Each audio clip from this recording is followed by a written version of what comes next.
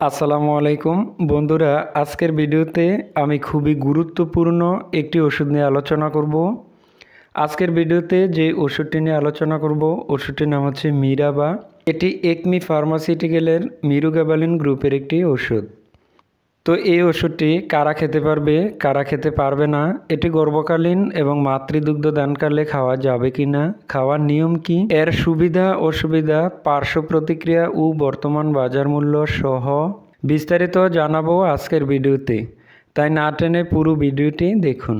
যে সমস্যায় ওষুধটি নির্দেশিত: peripheral neuropathic pain, diabetic peripheral neuropathic pain, post herpetic neuralgia, অর্থাৎ স্নায়ু এবং স্নায়ুতন্ত্রের ব্যথা নিরাময়ে এটি নির্দেশিত।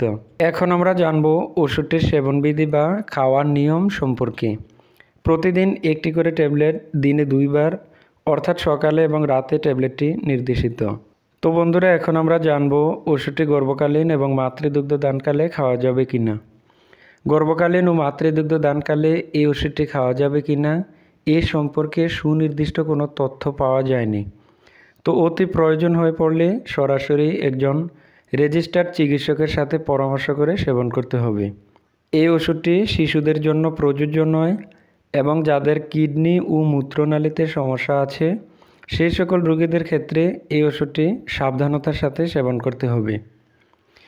তো বন্ধুরা, প্রতিটি ওষুধেরই কিছু না কিছু পার্শ্ব প্রতিক্রিয়া থাকে।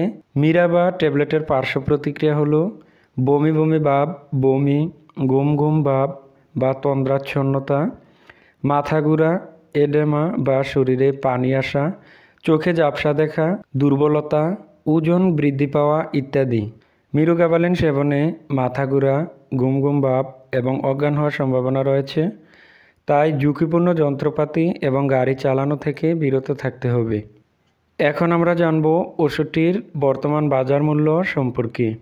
প্রতিটি ট্যাবলেটের বর্তমান বাজার মূল্য 12 টাকা। তো বন্ধুরা, এই ছিল মিরাবা ট্যাবলেটটি সম্পর্কে সংক্ষিপ্ত বিবরণ এবং প্রয়োজনীয় ইনফরমেশন। আপনি যদি এমনই ওষুধ সংক্রান্ত ভিডিও দেখতে পছন্দ করেন তাহলে আমাদের মেডিকেয়ার ইউটিউব চ্যানেলটিকে সাবস্ক্রাইব করে পাশে থাকা বেল আইকনটি প্রেস করে দিবেন পরবর্তী ভিডিওগুলো দেখার জন্য।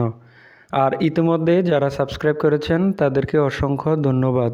ওষুধ সবসময় শিশুদের নাগালের বাহিরে ঠান্ডা ও শুষ্ক স্থানে রাখবেন এবং ফার্মেসি থেকে ওষুধ ক্রয় করার সময় অবশ্যই ওষুধের মেয়াদ দেখে ওষুধ ক্রয় করবেন।